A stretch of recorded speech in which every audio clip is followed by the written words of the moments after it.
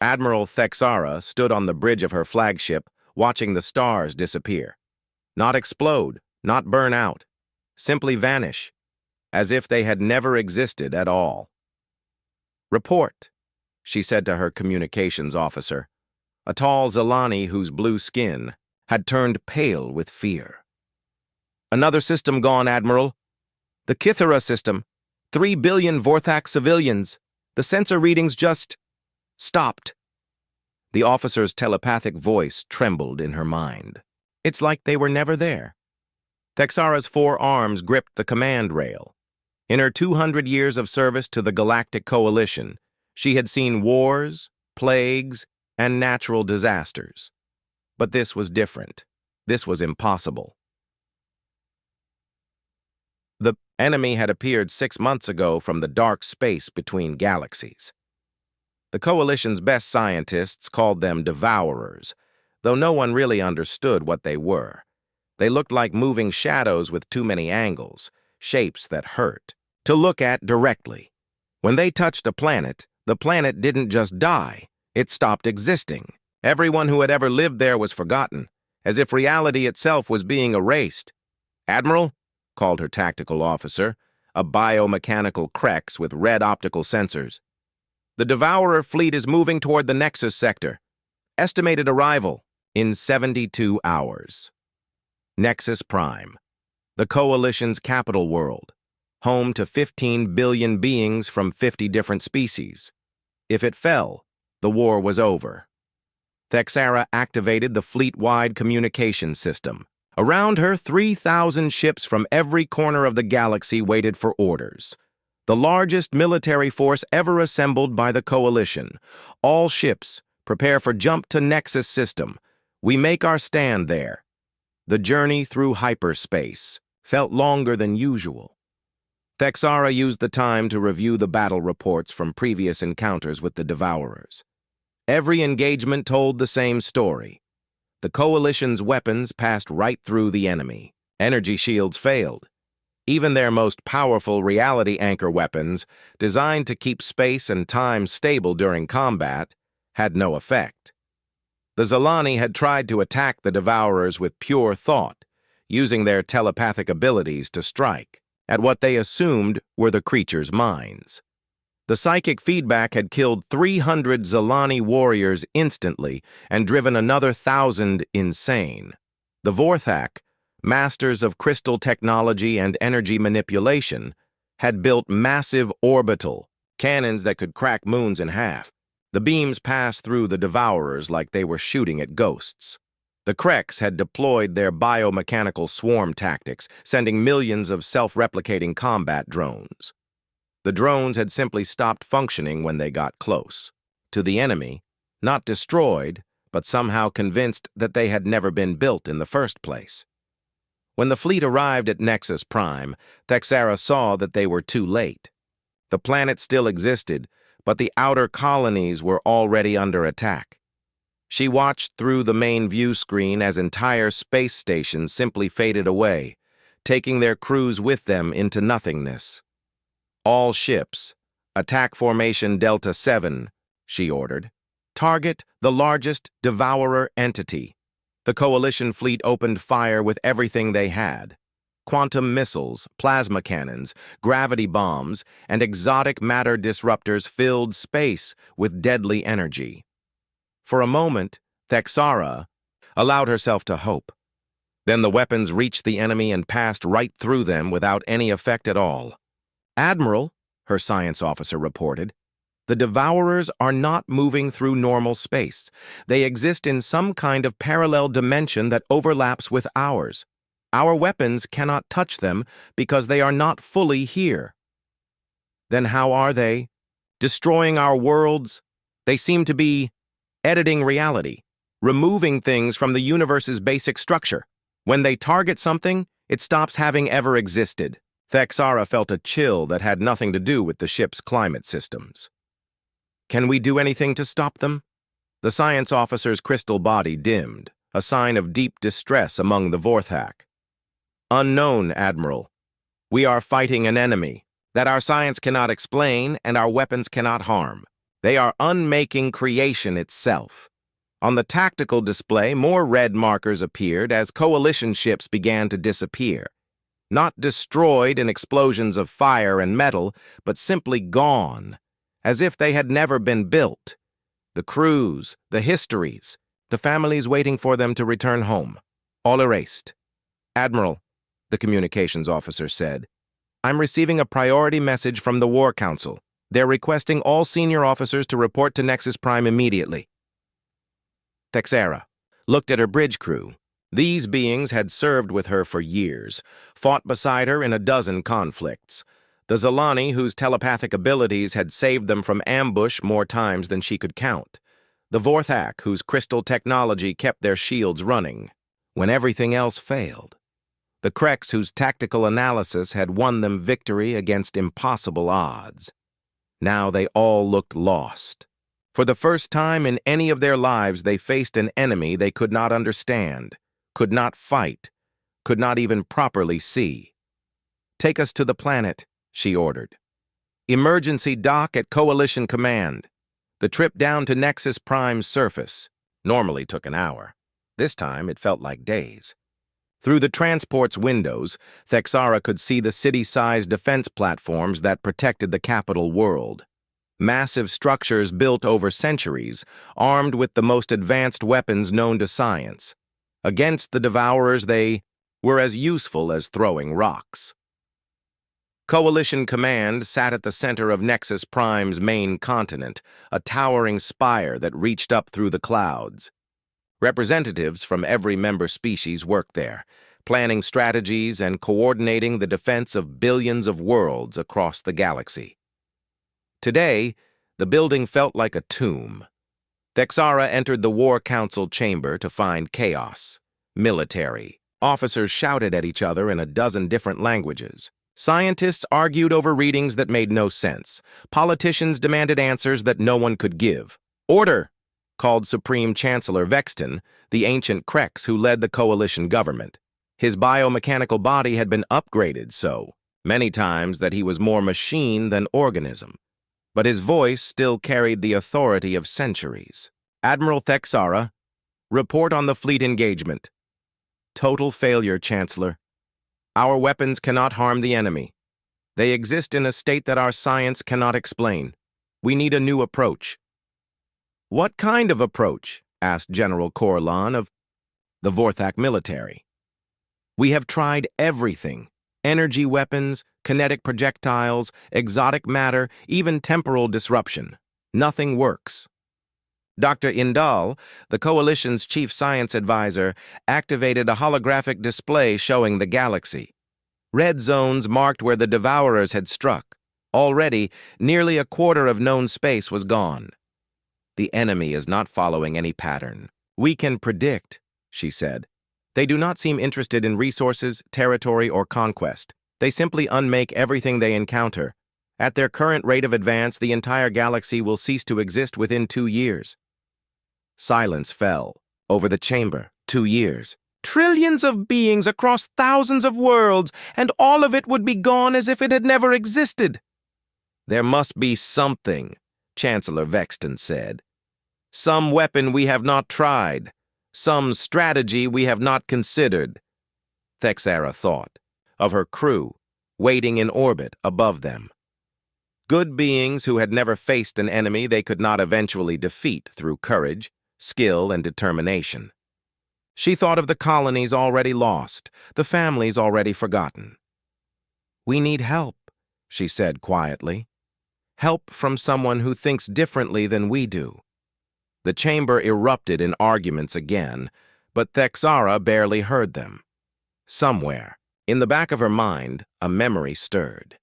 Something about a species on the galaxy's rim, a people the Coalition had encountered long ago and then deliberately forgotten.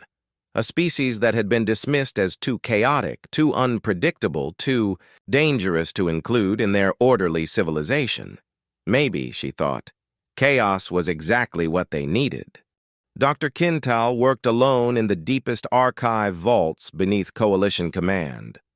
While the War Council argued above and the Devourers consumed star systems, she searched through files that most people had forgotten existed. She was a Zilani, like many of her species who worked as historians and researchers. Her blue skin glowed softly in the darkness as she used her telepathic abilities to scan through thousands of data crystals at once. Most contained routine diplomatic records, trade agreements, and exploration reports from centuries past. But some files were different. These had been sealed with security codes that took her 3 days to break. When she finally accessed them, she understood why they had been hidden. The first file was labeled Project Human Contact, Classification Buried. Kintal had never heard of humans before. According to the file, they were a species discovered on the galaxy's outer rim 300 years ago.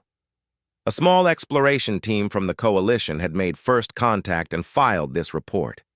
She began to read, and her skin grew brighter with excitement. Species designation, human. Home world, Earth, Sol system.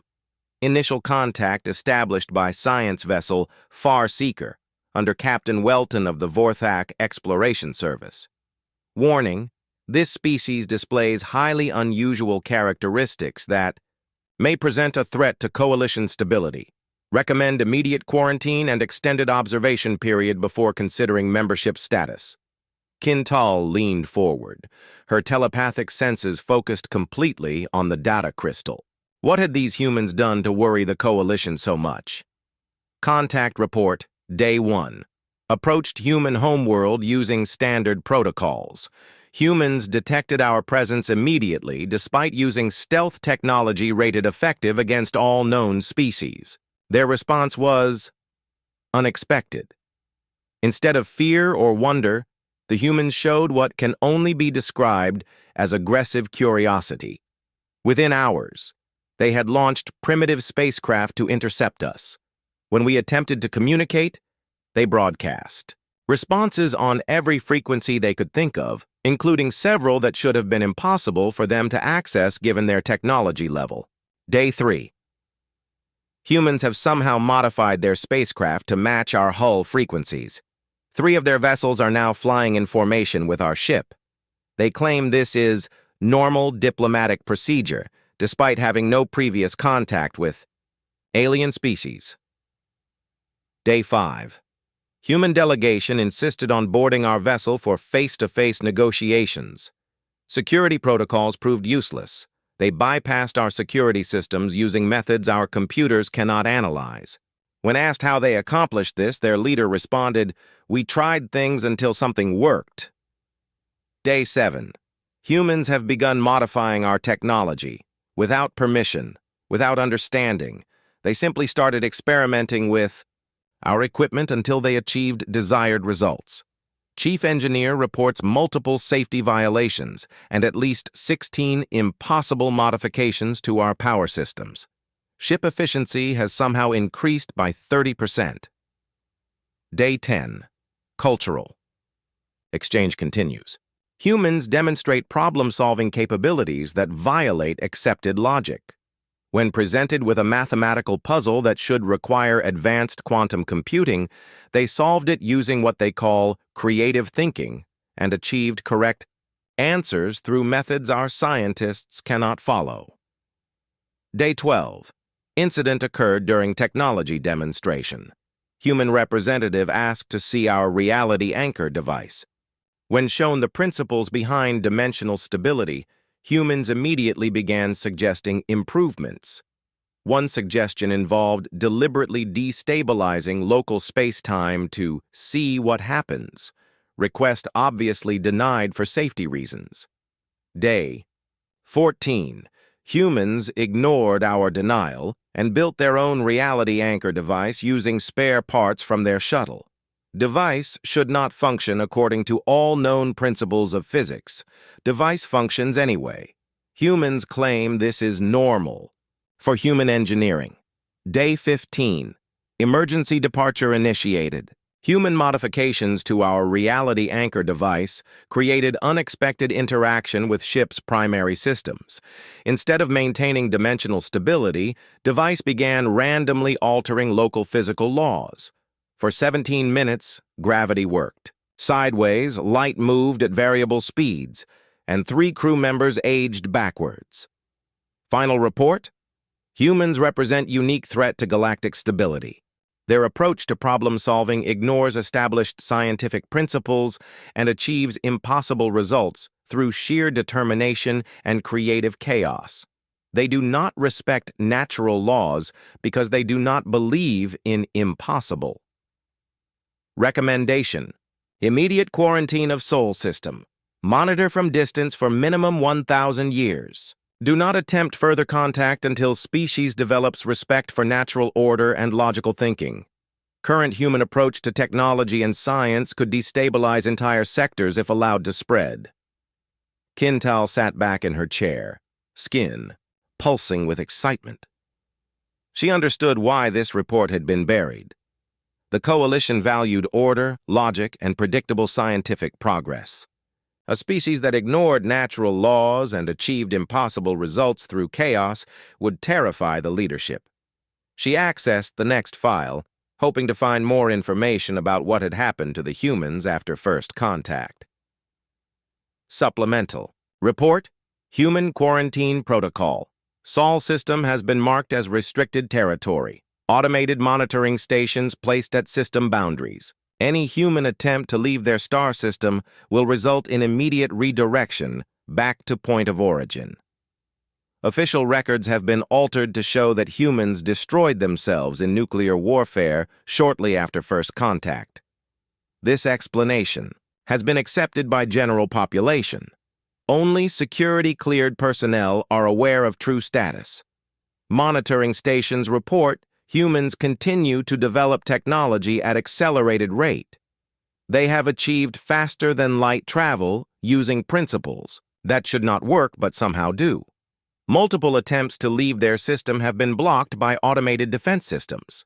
Note: human ships detected quarantine barriers within hours of first attempt to leave Sol. Instead of being deterred, they began studying the barriers and attempting to circumvent them. Recommend increased security measures. Update: humans have stopped attempting to leave their system. Unknown if this represents acceptance of quarantine or development of alternative plans.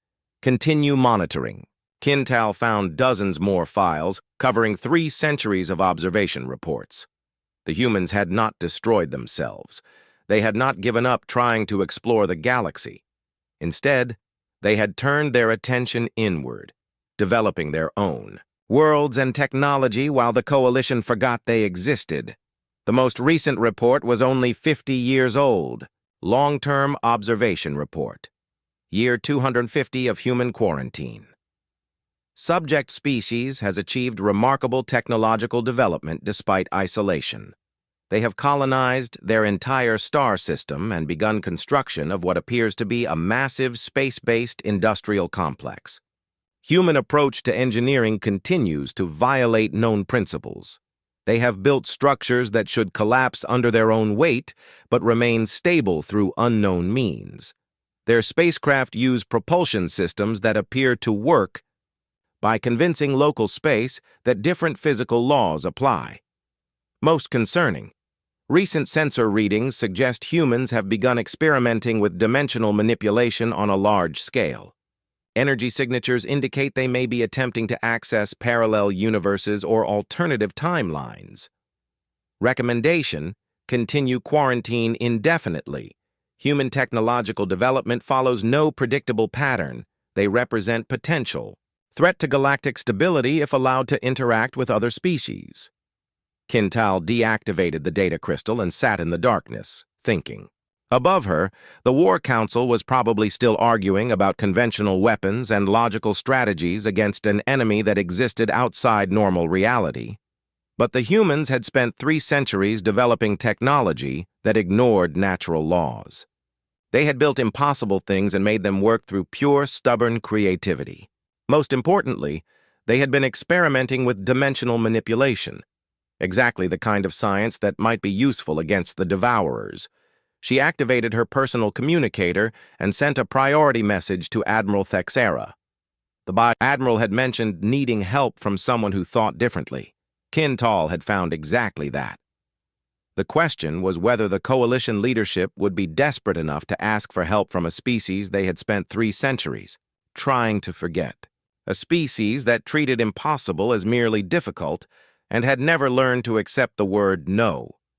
As another star system disappeared from the galaxy above, erased by enemies that conventional science could not explain, Kintal gathered the human files and prepared to present them to the War Council. Maybe it was time for the coalition to remember that chaos, properly applied, could be more powerful than order. Maybe it was time to break the quarantine and find out what 300 years of human creativity had accomplished. Maybe it was time to admit that when reality itself was under attack, they needed allies who had never fully accepted reality in the first place. Captain Elena Vasquez was drinking coffee in the observation deck of Haven 7 when every communication device in the solar system activated at once. She nearly dropped her mug as her personal communicator began broadcasting a message in perfect English.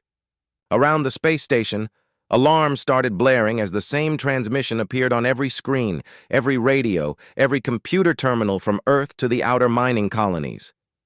People of Earth, the voice said, though it sounded like it was, speaking through water. This is Admiral Thexera of the Galactic Coalition. We know you are listening because our sensors detect you have been monitoring our quarantine barriers for 3 centuries. We need your help. Elena set down her coffee and activated the emergency communication system. As head of Earth's defense force, she needed to know if this was some kind of attack or elaborate hoax. But the transmission continued, and what she heard made her forget about security protocols. Our galaxy is dying. An enemy we call the Devourers is erasing star systems from existence. Billions have died. Billions more have been removed from reality so completely that we cannot even remember their names. Our weapons cannot harm them. Our science cannot explain them. In 6 months, they will reach our capital world, and then the war will be over. Elena activated her command console and called up the duty officer. Lieutenant Morrison appeared on screen, looking confused and worried. Captain, we're receiving that transmission on every channel, even the ones that should be impossible to access. How are they broadcasting to our entire system simultaneously? I don't know, Lieutenant Get. Me, Dr. Chen from the Science Division. Priority 1. The transmission continued while Elena waited for the connection. The alien voice described impossible enemies that existed between dimensions, weapons that passed right through their targets, and the systematic destruction of everything the Coalition had built over thousands of years. We have tried every solution our combined knowledge can produce. The Vorthak, masters of energy and crystal technology. The Zalani, who can manipulate matter with pure thought. The Krex, who blend biology and machinery beyond anything you have achieved. All have failed. Dr. Sarah Chen appeared on Elena's screen, her usually neat hair disheveled and her eyes wide with excitement. Captain, you need to see this. I've been analyzing the mathematical data they're transmitting along with the message. The physics. It's centuries ahead of anything we understand. Is it real? It has to be. The quantum equations they're using describe dimensional interactions that we've only theorized about. No human could have created this. But there's something else? Elena waited, watching Dr. Chen's expression grow more serious. The data includes descriptions of their enemy, these Devourers. Based on the mathematical models, I think I know what they are. They're not invaders from another galaxy. They're something much worse. Explain. The universe has built-in correction mechanisms. When reality becomes too stable, too predictable, something triggers to restore balance. The Devourers appear to be a manifestation of cosmic entropy designed to eliminate excessive order. Elena felt a chill run down her spine. And the Coalition? They've spent thousands of years creating perfect order. Every species follows logical rules, uses predictable technology, thinks in organized patterns. They've made themselves the perfect target for a force designed to eliminate excessive stability. The alien transmission was ending. Admiral Thexara's voice took on a desperate tone. We are sending you the coordinates of our capital world and everything we know about the Devourers. We do not ask this lightly. Our scientists have reviewed the classified files from our first contact with your species. We know you solve problems in ways we cannot understand. We know you achieve impossible results through methods our logic cannot follow. Elena thought about those first contact reports. The Coalition had quarantined Earth because humans were too chaotic, too unpredictable. They had spent 3 centuries keeping humanity isolated because human approaches to science and technology scared them. Now they were asking for help because conventional logic had failed. If you choose to help us, the Admiral continued, know that you will face an enemy that exists outside normal reality, an enemy that erases its victims so completely that they never existed, an enemy that our best minds cannot comprehend. The transmission ended, leaving Elena staring at her console. Around Haven 7, she could see the running lights of Earth's orbital defense platforms. Ships designed and built using human engineering principles that worked despite violating several supposedly fundamental laws of physics. Her communicator chimed with incoming calls from Earth's government, from the Mars colonies, from the asteroid, mining operations. Everyone wanted to know if the transmission was real, what it meant, whether Earth should respond. Elena thought about the quarantine barriers that had kept humanity trapped in their own solar system for 3 centuries. Barriers they had studied, analyzed, and eventually learned to work around without actually breaking. The Coalition had underestimated human curiosity and determination. She opened a channel to Earth's Global Defense Council. President Martinez appeared on screen, surrounded by advisors and military officials. Captain Vasquez, what's your assessment of this situation? The transmission appears genuine, Madam President. Dr. Chen confirms the mathematical data is beyond human capability to fake. The question is whether we can help them. Can we? Elena looked out at the stars, thinking about human history. Every time their species had faced impossible odds, they had found a way to survive through stubborn creativity and refusal to accept defeat. When conventional wisdom said something couldn't be done, humans tried anyway until they found a way to make it work. The Coalition thinks logically. They follow rules, use predictable strategies, build technology that works the way it's supposed to work. That approach has failed against this enemy. And humans? We've never been very good at following rules, Madam President. We solve problems by trying everything until something works, even if it shouldn't. We build things that work better than they have any right to, and we've never accepted impossible as a final answer. President Martinez was quiet for a moment, consulting with her advisors. Elena could see the debate on their faces. Earth had spent 3 centuries developing their own technology and culture, free from outside interference. They had built something uniquely human in their isolation. Now they were being asked to risk it all to help the same aliens who had quarantined them for being too chaotic. What do you recommend, Captain? Elena thought about the Devourers, entities that existed between dimensions and erased entire star systems from reality. She thought about the Coalition's logical approach that had failed completely. She thought about human engineering principles that worked by convincing local reality to cooperate rather than forcing it to obey. I recommend we go help them, Madam President. Not because we owe them anything, but because if these Devourers are what Dr. Chen thinks they are, they won't stop with the Coalition. Eventually, they'll come for us too. And you think we can succeed where advanced alien civilizations have failed? Elena smiled, thinking about 3 centuries of human determination and creative problem-solving. Madam President, they're facing an enemy that exists outside normal reality and operates by rules they can't understand. That sounds like a typical Tuesday for human engineers. The decision was made. Earth would answer the Coalition's call for help, not as supplicants seeking membership in their orderly civilization, but as allies bringing their own unique approach to an impossible problem. As Elena began preparing Earth's response, she wondered if the Coalition truly understood what they had asked for. They wanted help from humans because human thinking was chaotic and unpredictable. They were about to discover just how chaotic humans could be when someone threatened their galaxy. Admiral Thexara watched the human fleet emerge from hyperspace and wondered if calling them had been a terrible mistake. The ships looked wrong. Where Coalition vessels followed clean, logical designs based on proven engineering principles, the human fleet was a collection of impossible contradictions. Ships that were too large for their power sources, hull configurations that should have torn apart under normal acceleration, and weapon systems that appeared to be built from salvaged alien technology that had been modified beyond recognition.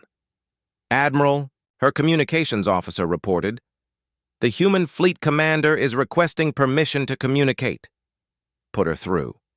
The main screen filled with the image of a human female wearing what appeared to be a military uniform covered in symbols that Thexara didn't recognize. Behind her, the ship's bridge looked like organized chaos, with crew members working at stations that seemed to have been built from parts of a dozen different technologies. "Admiral Thexara, I'm Captain Elena Vasquez of the Earth Defense Force. Sorry we're late. We had to stop and fix a few problems with your hyperspace navigation data." "Problems?" "Your routes were too predictable. We had to randomize them a bit to avoid detection by the Devourers." "Should work better now." Thexara felt a familiar confusion that seemed to follow all interactions with humans. "You modified our navigation systems?" "Just improved them." Dr. Chen figured out that the Devourers track movement patterns. Your ships travel in logical, efficient routes, which makes them easy targets. We've programmed some randomness into the system. Your ships will still reach their destinations, but they'll take paths that don't make sense even to the computers calculating them. Before Thexara could respond, proximity alarms began sounding across the Coalition fleet. 3 Devourer entities had appeared at the edge of the system, their impossible geometries making her navigation displays flicker with errors. "All ships, assume defensive formation," she ordered. "Prepare for engagement." "Negative on that, Admiral," Captain Vasquez said calmly. "We'd like to try something different." On Thexara's tactical display, the human ships began moving in patterns that violated every principle of fleet combat. Instead of maintaining formation, they scattered in random directions. Instead of focusing fire on single targets, they began broadcasting signals on frequencies that shouldn't exist. "What are they doing?" her tactical officer asked. Captain Vasquez's voice came through the communication system. "We're confusing them. Dr. Chen's theory says the Devourers process reality by identifying patterns and then erasing them.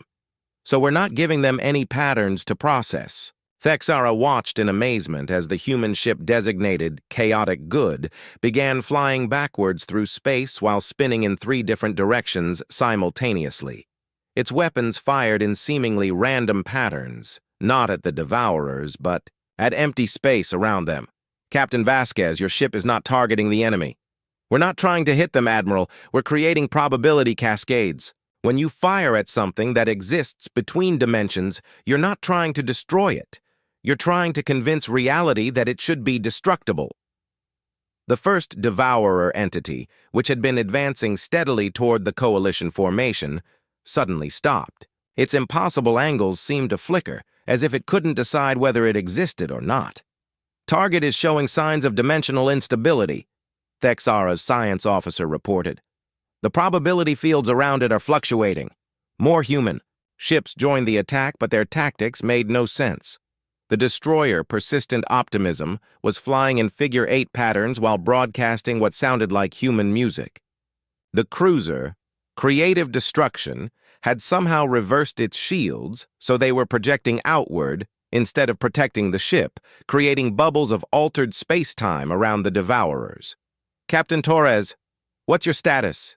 Captain Vasquez asked over the communication channel.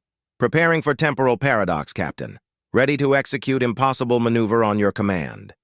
"Temporal paradox?" Thexera asked. "One of our ships is about to fly backwards through time for 37 seconds," Captain Vasquez explained casually. "It should create a logic loop that the Devourers can't process." Before Thexera could object, the human heavy cruiser, Stubborn, Defiance, simply vanished. 37 seconds later, it reappeared in the same location, but moving backwards. For a brief moment, there were two identical ships occupying the same space. The three Devourer entities stopped moving entirely. Their forms began to blur and distort, as if they were trying to understand something that broke their basic understanding of causality. "Paradox successful," Captain Torres reported. "The Devourers are attempting to process a logical impossibility. They're stuck in a loop trying to understand how we can exist in two places at the same time. All human ships execute Plan Chaos," Captain Vasquez ordered. What followed was the strangest battle Thexera had ever witnessed. The human fleet didn't fight the Devourers so much as confuse them into submission. Ships fired weapons that worked on principles she couldn't identify. Others created fields of random probability that made space itself uncertain about what laws of physics should apply. The frigate Aggressive Optimism somehow convinced a section of space that gravity worked sideways, sending one Devourer entity tumbling helplessly through dimensions it couldn't navigate. The battleship Impossible Dream fired torpedoes that traveled through alternate timelines before hitting their targets from directions that didn't exist. Admiral, her science officer, called out, excitement clear in his voice. "The Devourers are withdrawing. They appear to be confused." Confused. They're designed to process and eliminate logical patterns. The human tactics don't follow any pattern they can understand.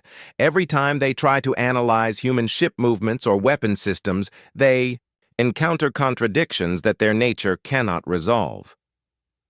Thexera watched the Devourer entities retreat, their forms flickering between dimensions as they tried to escape the chaos the humans had created. For the first time since the war began, the enemy had been not just stopped, but actually driven away. "Captain Vasquez," she said, "how did you know that would work?" The human captain shrugged. A gesture Thexera had learned indicated casual confidence. "We didn't. We just tried a bunch of things until something worked. That's pretty much our standard operating procedure. But the temporal paradox, the probability manipulation, the dimensional confusion techniques, Dr. Chen worked out the theory, but honestly, most of it was just us being creative. Humans have been breaking rules and making impossible things work for centuries. These Devourers might be scary to you, but to us, they're just another engineering problem." Thexera looked at her tactical display, where human ships were now flying in formations that changed randomly every few seconds, making it impossible for any enemy to predict their movements. She thought about the Coalition's centuries of logical, military doctrine, their carefully planned strategies and predictable tactics. All of it had failed against the Devourers. But human chaos, their refusal to accept that anything was truly impossible, had succeeded where logic had failed. "Captain Vasquez," she said, "we need to plan our next move. The Devourers will adapt to these tactics." "Maybe," the human captain replied, "but we'll adapt faster. That's what humans do. We change, we improvise, we try new things. The Devourers might learn to handle one kind of chaos, but they'll never be able to handle all the different kinds of chaos humans can create." As the combined fleet prepared to advance deeper into Devourer-controlled territory, Thexera found herself feeling something she hadn't experienced in months: hope. Not the logical, calculated hope of a well-planned strategy, but the wild, unreasonable hope that came from watching impossible things become possible through sheer human determination. The galaxy might survive after all, not because of superior firepower or advanced technology, but because humans had never learned that some things couldn't be done. The final battle took place at the center of the galaxy, where the Devourers had begun consuming the massive black hole that held everything together. Captain Elena Vasquez stood on the bridge of her flagship, Indomitable Spirit, and watched reality tear itself apart. Space twisted in impossible directions, time moved backwards and forwards simultaneously, and entire stars flickered in and out of existence as the cosmic structure that held the galaxy together began to fail. "Report," she called to Dr. Chen, who was monitoring the dimensional readings from her science station. "It's worse than we thought, Captain. The Devourers aren't just erasing matter and energy. They're consuming the gravitational framework that keeps the galaxy stable. If they finish eating the central black hole, every star system will drift apart. The galaxy will die not with fire, but with emptiness." Around them, the largest fleet ever assembled prepared for the last battle. Human ships flew alongside coalition vessels, but after months of fighting together, the differences in their approaches had only become more apparent. Where coalition ships moved in careful formations, human vessels scattered seemingly at random. Where alien commanders followed established tactical doctrine, human captains made up new strategies as they went along. Admiral Thexara's voice came through the communication system from her flagship. "Captain Vasquez, our sensors detect 17 Devourer entities converging on the galactic core. This is their entire remaining force." "Understood, Admiral. Are your ships ready?" "As ready as we can be. Our weapons still cannot harm them directly, but we've learned to support your chaos tactics. We can provide covering fire and electronic interference." Elena looked at her crew, humans who had volunteered for a mission everyone knew was suicide. They had fought their way across half the galaxy, using creativity and stubborn determination to drive back enemies that conventional science said were unbeatable. Many of their friends had died in the process, their ships lost to entropy storms or dimensional collapses. But they had also achieved the impossible. Entire star systems that had been erased by the Devourers had flickered back into existence. When human reality manipulation techniques convinced the universe to remember what had been lost, billions of beings who had been deleted from existence found themselves alive again, wondering why they felt like they had been somewhere else for a while. "Dr. Chen," Elena said, "is your plan ready?" "As ready as it can be, Captain. The hope. Cascade should work in theory, but we're dealing with forces that operate outside normal physics. We're essentially going to attack the concept of entropy itself." Elena activated the fleet-wide communication system. "All ships, this is Captain Vasquez. You know what we're here to do. The Devourers have spent millions of years learning to erase things from existence. Today, we're going to teach them about human stubbornness." She paused, looking at the tactical display where 17 impossible shapes moved through folded space toward the galactic center. Each one represented the power to unmake entire civilizations, to erase the very memory of worlds that had existed for billions of years. "Remember, we're not trying to destroy them. We're trying to convince reality that destruction is possible. We're not following their rules because we've never been very good at following rules in the first place. And most importantly, we're not accepting defeat because humans don't know how to quit." The human fleet began its attack run, but it looked nothing like any military engagement in galactic history.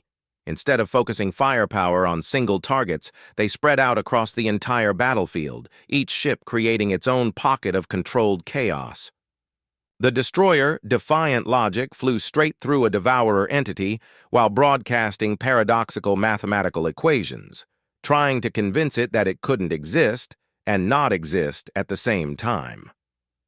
The frigate, Persistent Hope, began spinning in 11 different directions simultaneously, creating gravitational anomalies that made nearby space forget which way was up. Elena watched her tactical display as the coalition ships provided support, their precise formations creating stable zones of normal physics that the human vessels could use as reference points for their reality manipulation techniques. "Captain, Doctor. Chen called out, I'm detecting massive dimensional instability around the central black hole. The Devourers are trying to consume the event horizon itself. All ships, implement Dr. Chen's Hope Cascade. Begin broadcasting optimism on all frequencies. What followed was perhaps the strangest moment in military history. The human fleet began broadcasting not weapon signatures or targeting data, but pure emotional concepts. Hope, determination, stubborn refusal to accept defeat, and the uniquely human belief that impossible problems just needed creative solutions. The effect on the Devourers was immediate and catastrophic. Entities that had existed for millions of years, feeding on the universe's tendency toward entropy and decay, suddenly encountered a force they had never experienced: organized optimism, backed by the power to make impossible things happen through sheer willpower. Captain Torres, Elena called to her second-in-command. Status on the temporal paradox generators? Ready for final deployment, Captain, but the feedback will destroy any ship that activates them. Elena closed her eyes for a moment, thinking about Earth, about the colonies humanity had built in their isolation, about the future her species could have if the galaxy survived. Then she opened her eyes and made the decision she had known she would have to make. I'll take the lead ship. All other vessels, prepare for probability cascade amplification. Captain, no, Dr. Chen said. We can find another way. There is no other way, Doctor. Someone has to create a paradox large enough to trap the lead devourer entity. Someone has to fly directly into an entropy storm and convince it that entropy can be reversed. Elena activated her ship's temporal paradox generator and aimed directly at the largest devourer entity, the one that was attempting to consume the galactic center itself. Around her, space began to twist as her ship started existing in multiple timelines simultaneously. Captain Vasquez, Admiral Thexara's voice came through the communication system. What are you doing? Reminding the universe that humans don't give up, Admiral. When reality tells us something is impossible, we politely disagree, and then prove it wrong. The indomitable spirit flew directly into the entropy storm surrounding the galactic core, its hull beginning to phase in and out of existence as the temporal paradox generator created increasingly complex probability loops. Elena felt reality blur around her as her ship existed in 17 different timelines at once, each one slightly different, all of them converging on the moment when the devourer would have to choose between existing and not existing. The lead devourer entity, caught in the paradox, began to unravel. Its form flickered between dimensions as it tried to process the logical impossibility of something that refused to be erased despite being unmade repeatedly. Cascade successful, Dr. Chen's voice came through static-filled communications. The reality anchor is holding. Other ships, implement probability restoration protocols. Across the battlefield, human ships began the most complex maneuver ever attempted. Working together, they created a chain reaction of optimism that forced the universe to remember everything the Devourers had erased. Star systems flickered back into existence. Planets reappeared with their populations intact but confused. Entire civilizations found themselves alive again, with only vague memories of having been somewhere else. The remaining Devourer entities, overwhelmed by the sheer impossibility of what they were witnessing, began to retreat back toward the void between galaxies. They had learned something they couldn't process, that some species were too stubborn to be erased, too creative to be contained, and too optimistic to accept defeat. Elena's ship materialized one final time in normal space, its hull scarred by passage through impossible dimensions, but still intact. Around her, the galaxy was healing itself, reality reasserting its proper structure now that the entropy cascade had been reversed. Captain Vasquez, Admiral Thexara called, your ship appears to be stable. Are you all right? Elena looked around. Her bridge, where her crew was running diagnostics on systems that by all rights should have been destroyed. Everything was working, not because it should, but because her crew had convinced it to keep working through pure human determination. We're fine, Admiral. Turns out the universe responds well to polite requests and creative problem-solving. Later, as the combined human and coalition fleets regrouped around the restored Galactic Center, Admiral Thexara approached Elena with an offer of full coalition membership for humanity. Elena smiled and politely declined. "Thank you, Admiral, but we'll pass. We've seen what happens when civilizations become too organized, too predictable. The galaxy needs someone to stay chaotic, to keep breaking rules and making impossible things work. But surely you want to share in the benefits of our advanced civilization?" Elena looked out at the stars, each one now shining steadily in its proper place, held there by the gravitational framework that human ingenuity had helped restore. She thought about her crew, about the other human ships that had survived the campaign, about the colonies back home that had spent 3 centuries proving that isolation could breed strength rather than weakness.